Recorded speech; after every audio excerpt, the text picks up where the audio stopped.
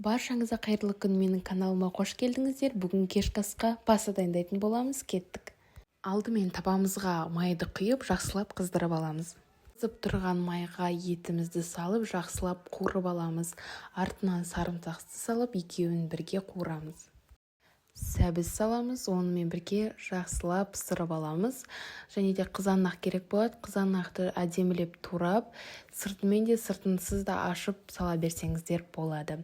Осылай жақсылап қуырамыз. Үстіне тұз, специяларыңызды сепсеңіздер болады. Міндетті түрде сиыр еті болғандықтан су құямыз. Су осылай бұқтырылғаннан кейін бетіне 2-3 қасық қаймақ салып, жақсылап араластырып, үстіне ыстық су құямыз.